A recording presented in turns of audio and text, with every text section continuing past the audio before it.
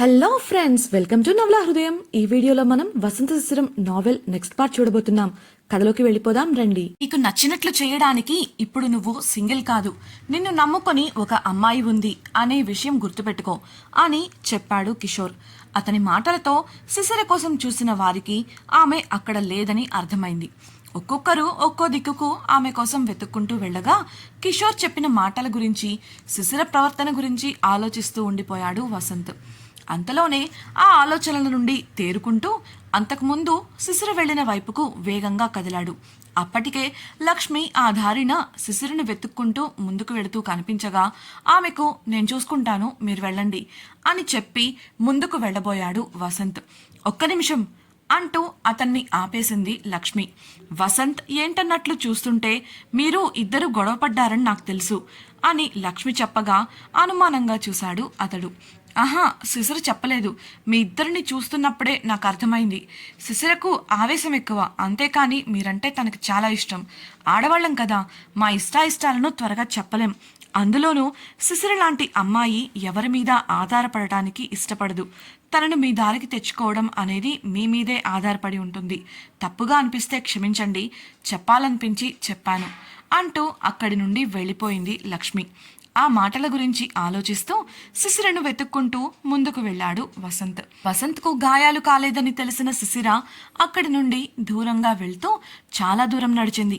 తన ఈ పరిస్థితికి తనే కారణం అని తనను తానే తిట్టుకుంటూ చుట్టూ ఎవ్వరూ లేకపోవడంతో ఏడుస్తూ కుప్పగూలిపోయింది.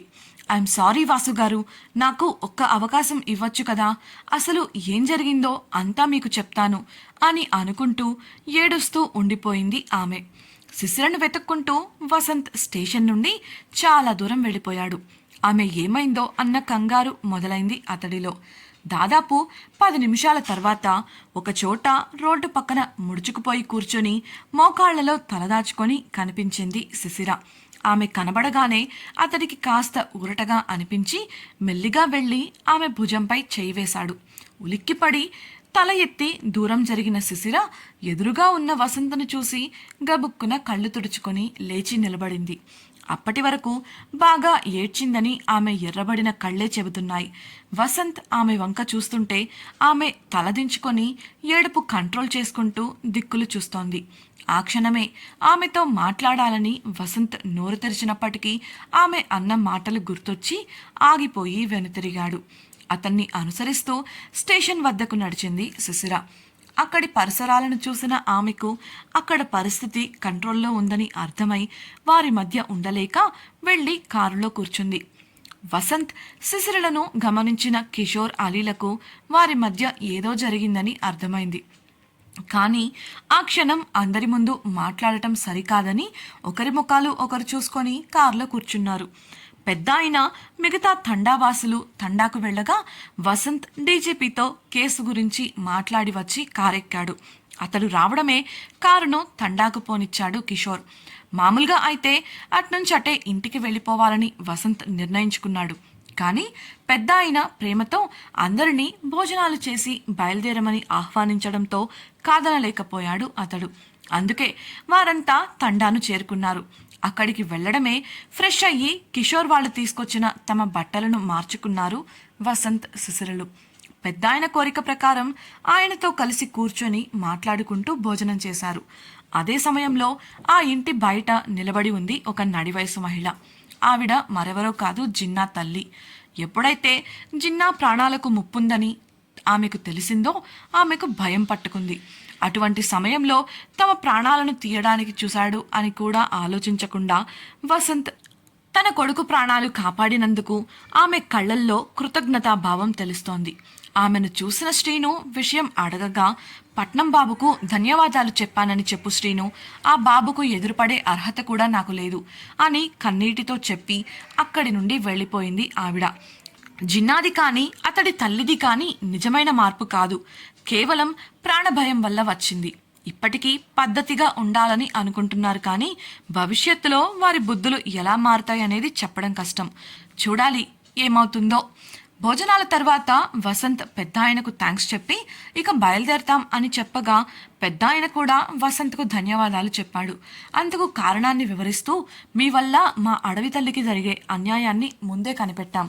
అందుకు మా సంతోషం కోసం ఈ అడవి తల్లి ఇచ్చిన కానుక అంటూ శ్రీనుకు సైగ చేయగా అతడు అప్పటికే పెద్ద ఆయన సలహాతో సిద్ధం చేసి ఉంచిన కొన్ని వస్తువులను మనిషి సాయంతో వసంత్ దగ్గరకు తీసుకొచ్చాడు. ఏదో మాకు తోచింది బాబు అని పెద్ద ఆయన మొహమాటంగా అన్నప్పుడు వసంత్ అతడిని వారించి, ఇందులో మీ కొండంత అనురాగం కనిపిస్తోంది, నేను దాన్ని కాదనలేను అని నవ్వుతూ చెప్పగా శ్రీను వాటిని కారులో పెట్టించాడు. అందులో సహజ సిద్ధమైన పళ్ళు, తేనె, ఇతర వనమూలికలు ఉన్నాయి. వసంత్ తన విజిటింగ్ కార్డును పెద్ద ఆయనకు ఇస్తూ, మీకు ఎప్పుడు ఎటువంటి సాయం కావాలన్నా నాతో మాట్లాడొచ్చు, ఎప్పుడు కావాలన్నా కలవచ్చు అని చెప్పగా సంతోషించాడు పెద్ద ఆయన. అదే సమయంలో శిశిర, లక్ష్మి సీతలకు వీడ్కోలు పలుకుతూ ఉంది. సీత ప్రక్కకు వెళ్ళగానే, పట్నం పోగానే మమ్మల్ని మర్చిపోతావా బేలగా అడిగిన లక్ష్మిని గట్టిగా హత్తుకుంది శిశిర. ఎప్పటికీ మర్చిపోను లక్ష్మి, అడవిలో నాకు మంచి స్నేహితురాలు దొరికిందని ఆనందంగా చెప్తాను అంటూ తన చేతికున్న ఉంగరాన్ని తీసి లక్ష్మి వేలికి తొడిగింది శిశిర. లక్ష్మి వద్దని గోల చేస్తుంటే, మన స్నేహానికి గుర్తుగా ఉండని లక్ష్మి, పోనీ నీ పెళ్లికి బహుమతి అనుకో అని శిశిర బలవంతం చేయడంతో కాదనలేకపోయింది లక్ష్మి. ఆ గూడెంలో ఉంది ఒక్కరోజే అయినప్పటికీ వారిద్దరి మధ్య విడదీయలేనంత అనుబంధం ఏర్పడింది. అందుకే ఒకరినొకరు వదలలేకపోతున్నారు. ఇక వెళ్లాల్సిన సమయం కావడంతో అందరికీ వీడ్కోలు పలికి అడవి నుండి ఇంటిదారి పట్టారు వారు. కార్ హైవేను చేరుకునేసరికి మబ్బులు కమ్మాయి. అది గమనించిన శిశిర అలీని అడిగి ఫోన్ అలాగే ఇయర్ ఫోన్స్ తీసుకుంది. అప్పటికే వసంత్ కిషోర్ తీసుకొచ్చిన ల్యాప్టాప్లో తన పని చేసుకుంటుండగా ఆమె ఫోన్లో పాటలు పెట్టుకుని ఇయర్ ఫోన్స్ పెట్టుకొని వెనుక సీట్ను ఆనుకొని కళ్ళు మూసుకుంది. వారిద్దరి మధ్య ఉన్న మౌనాన్ని గమనించిన అలీ, కిషోర్లు ఒకరినొకరు చూసుకున్నారు. ఇంతలో బయట వర్షం మొదలైంది. క్రమేణా చినుకుల ఉధృతి పెరగడంతో కార్ వైపర్స్కు పని చెప్పాల్సి వచ్చింది కిషోర్. అలా ఉండి కూడా ముందున్న దృశ్యం సరిగ్గా కనిపించడం లేదు. అలానే వెళుతున్న వారికి ఒక చోట తమ ముందు వెళుతున్న భారీ లారీ ఒక్కసారిగా ఆగడంతో తెలియక ముందుకు వెళుతూ ఆఖరి నిమిషంలో చూసుకొని సడన్ బ్రేక్ వేశాడు కిషోర్. ఒక్క క్షణం అందరూ షాక్ అవుతూనే తమ సీట్ల నుండి ముందుకు వాలగా వసంత్, అలీలు చూసి నడపమని కిషోర్కు సలహా ఇచ్చారు. అయితే వారు అలా ముందుకు వాలుతున్నప్పుడు వసంత్తో పాటే శిశిర కూడా ముందుకు పడబోగా సీటుకు కుడి చెయ్యి అడ్డు పెట్టుకుంది ఆమె. వెంటనే నొప్పిగా అనిపించి ఆహ్ అంటూ చేతిని విదిలించుకొని కళ్ళు తెరవకుండానే అలానే చేతిని పక్కకు పెట్టి పడుకుంది. ఆ సమయంలో ఆమె చేతిలో ఎర్రటి గాయాన్ని చూశాడు వసంత్. అక్కడక్కడ సన్నగా గీరుకుపోయి మానుతున్న గీతలు ఉండగా ఒకచోట మాత్రం కాస్త లోతుగా తెగి ఎర్రగా కందిపోయి కనిపించింది. వెంటనే శిశిర ముఖం వంక చూడగా ఆమె పాటలు వింటూ కళ్ళు మూసుకొని కనిపించింది. తరువాత మళ్ళీ తన పనిలో పడిపోయాడు వసంత్. సిటీకి చేరుకోవడానికన్నా ముందే చీకటి పడి అందరికీ ఆకళ్లు వేయగా ఒకచోట దాబా దగ్గర కారాపాడు కిషోర్. అప్పటికి వర్షం పూర్తిగా తగ్గిపోయింది. వసంత్ నేరుగా దాబాలోకి వెళ్ళిపోగా నిట్టూరుస్తూ కిషోర్ శిశిరను లేపాడు. చుట్టూ చూసిన శిశిర తాము ఒక దాబా దగ్గర ఆగినట్లు గ్రహించి కార్ దిగింది. అందరూ దాబాలోకి వెళ్లి తమకు కావలసిన భోజనం ఆర్డర్ చేయగా శిశిర బాత్రూంకి వెళ్లి వచ్చి కూర్చుంది. తనకేం కావాలని కిషోర్ అడిగినప్పుడు జ్యూస్ మాత్రం చెప్పుకుంది ఆమె. అందరూ భోజనం తింటుంటే జ్యూస్ తెచ్చి శిశిర ముందు పెట్టాడు వెయిటర్. యథాలాపంగా కుడి చేత్తో పట్టుకున్న ఆమెకు జ్యూస్ చల్లగా ఉండటం వల్ల గాయం నొప్పి తెలిసి గబుక్కున చెయ్యి వెనక్కు తీసుకుంది. ఎడమ చేత్తో జ్యూస్ తాగేసి వెళ్లి కారులో కూర్చుంది. భోజనం చేస్తూ ఉన్నప్పటికీ ఇదంతా గమనిస్తూనే ఉన్నాడు వసంత్. ఇప్పుడే కాదు, ఆమె ముందు రోజు నుంచి కూడా గూడెంలో కేవలం పళ్లను మాత్రమే తిన్నట్లు అతడికి గుర్తొచ్చింది. బహుశా ఆమె చేతికి అయిన గాయం కారణంగానే ఆమె ఇలా చేసిందా అన్న ఆలోచన వచ్చింది. అంతలోనే అసలు ఆమె మొదట బాగానే ఉంది కదా, ఆమెకు గాయాలు ఎలా అయ్యాయి అన్న ప్రశ్న మెదిలి నిన్నటి రోజున ఏం జరిగింది అన్న విషయాన్ని తింటూనే గుర్తు చేసుకోవడం మొదలుపెట్టాడు వసంత్. అడవిలో తమ మధ్య గొడవ జరిగినప్పుడు ఆమె బాగానే ఉంది. తనను చెట్టును పిడికిలితో కొడుతూ ఉన్నప్పుడు ఆమె ఆపడానికి వచ్చినప్పుడు కూడా తను బాగానే ఉంది. అక్కడి నుంచి వెళుతున్నప్పుడు అడవిలో తన చేతిని పట్టుకుందని విసురుగా ఆమెను తోసేసి ముందుకు వెళ్ళిపోయాడు. ఆమె పిలిచినా తాను పలకలేదు. ఆమె తన వెంట రాలేదని వెనక్కు వచ్చినప్పుడు మాత్రమే ఆమె కాలికి గాయం ఉంది. అంటే అది తన వల్లనే కలిగిందా? తాను ఆమెను తొయ్యడం వల్లనే శిశిరకు కాలికి అంత పెద్ద గాయం అయ్యింది అని అర్థమైంది వసంత్కు. అయితే ఆమెకు అతడు సాయం చేయాలనుకున్న సమయంలో ఆమె చేతులు బాగానే ఉన్నాయి. ఆ గాయం తగిలాక ఆమె నడవని కూడా లేదు. అతడే ఆమెను స్వయంగా ఎత్తుకొని నడిచాడు. అలాంటప్పుడు ఆమెకు చేతి గాయం ఎలా అయ్యిందా అని ఆలోచిస్తుండగా తాను ఆమె ముద్దు పెట్టిందన్న కోపంతో రాళ్లగుట్టపైకి విసరడం గుర్తొచ్చింది. ఆ సమయంలోనే శిశిర నడుం పట్టుకుంటూనే కుడి చేతిని విదిలించడం గుర్తొచ్చింది. ఆమె గాయాలకు పూర్తిగా తనే కారణం అని అర్థమైన వసంత్ తినేవాడల్లా ముద్దను పళ్ళెంలోకి వదిలిపెట్టేశాడు.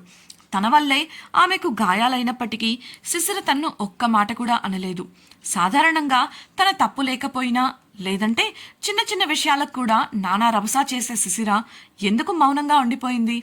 తినడానికి ఇబ్బంది పడుతున్నా కూడా ఆమె మౌనంగా ఉండిపోయింది. అంటే మా మధ్య జరిగిన గొడవ వల్లే తను తప్పు ఉందని తను మౌనంగా ఉండిపోయిందా? కనీసం సరిగా తిండి కూడా తినట్లేదు అని అనుకుంటూ దూరంగా కారులో కూర్చున్న శిశిర వంక చూశాడు వసంత్. ఎంత కోపంలో ఉన్నా తను చెప్పేది నేను విని ఉండాల్సిందేమో. అయినా అంత పిచ్చిగా ఎలా చేస్తుంది? పిచ్చిది పిచ్చి పనులు చేయక మంచి పనులు చేస్తుందా ఏంటి? నా పిచ్చి కాకపోతే. విసుక్కొని ఇక భోజనం సహించక అక్కడి నుంచి లేచి వెళ్ళిపోయాడు వసంత్. వాళ్ళు కారెక్కేసరికి శిశిర గాఢంగా నిద్రపోతూ కనిపించింది. అక్కడి నుండి బయలుదేరాక అలీ అనుమానంగా వసంత్ వంక చూశాడు. వసంత్ ఏంటన్నట్లు చూడగా, వాళ్ళను నువ్వు అంత సులభంగా ఎలా వదిలేసావురా? వాళ్ళు నిన్ను చంపాలనుకుంటే ఆ కేసు పెట్టకుండా జిన్నా అప్రూవర్గా మారి కేసు పెట్టించినట్లు ఎందుకు కేసు పెట్టావు అని తనకున్న అనుమానాలను బయటపెట్టాడు అలీ. అందుకు కిషోర్, వసంతులు మొదట శిశిర నిద్రపోతుందా లేదా అని ఆమె వంక చూసి చెక్ చేసుకున్నారు. ఆమె నిద్రపోతున్నట్లు రూఢీ చేసుకోగా కిషోర్ డ్రైవ్ చేస్తుంటే వసంత్ మాత్రం కేసు పెట్టి ఏం లాభం, ఎలాగో వాళ్ళు డబ్బు తీసుకొని పనిచేసే కాంట్రాక్ట్ కిల్లర్స్ అని తెలిసింది. అందులోనూ ఆ కాంట్రాక్ట్ ఇచ్చింది ఎవరు అనే విషయం ఆ ముఠా నాయకుడికి తప్ప ఇంకెవ్వరికీ తెలియదు. ఆల్రెడీ వాళ్ళు ఎక్కడికో పారిపోయారు. ఎవరో ఇద్దరు వ్యక్తులు ముఖానికి ముసుగులు వేసుకొని ఉన్నారు, చూడటానికి డబ్బున్న వాళ్ళలా కనిపించారు అని మాత్రమే తెలిసింది. కేసు పెట్టినంత మాత్రాన వాళ్ళు బయటకు రారు, సరికదా? అప్రమత్తమవుతారు. కానీ మన కోసం చేయాల్సిన పనులు మనమే చేసుకుంటూ పోవాలి. కలుగులో ఉన్న ఎలుకలను ఎలా అయినా బయటకు లాగాలి.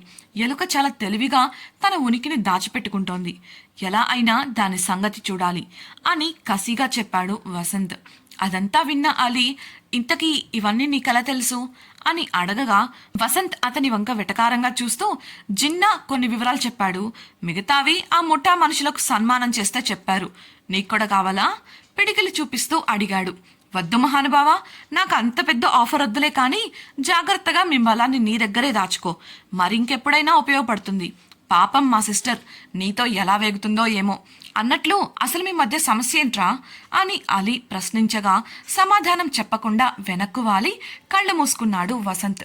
కొంతసేపటికి వారు ప్రేమ నివాసం చేరుకున్నారు. బయట కార్ శబ్దం వినిపించి కంగారుగా బయటకు వచ్చింది రేష్మ. బిక్కముఖం వేసుకొని నిలబడిన ఆమెను అక్కడ చూసిన అలీ వాళ్లు ఆశ్చర్యపోగా ఆమె వెనుకే వచ్చిన వ్యక్తిని చూసి ముగ్గురు గుటకలు మింగారు. ఇంతకీ రేష్మ ప్రేమ నివాసంలో ఎందుకుంది? ఆమె వెనుక వచ్చిన వ్యక్తి ఎవరు? తనపై దాడి చేయించిన వారి గురించి వసంత్ తెలుసుకుంటాడా? శిశిరపై వసంత్కు కోపం పోతుందా? శిశిర తన మనసులో ఉన్న విషయాలను వసంత్తో పంచుకుంటుందా? అతడు ఆ అవకాశం ఇస్తాడా? తెలుసుకోవాలనుకుంటున్నారా? అయితే ఛానల్ను సబ్స్క్రైబ్ చేసి వసంత శిశిరం రాబోయే ఎపిసోడ్స్ వినేయండి. అలాగే మీకు ఈ వీడియో నచ్చినట్లయితే లైక్ చేసి మీ స్నేహితులతో షేర్ చేయండి. మీ అభిప్రాయాలను మాతో పంచుకోవడం కోసం కామెంట్ సెక్షన్లో తెలియజేయగలరు. ఇట్లు మీ నవలా హృదయం team. Thank you for listening.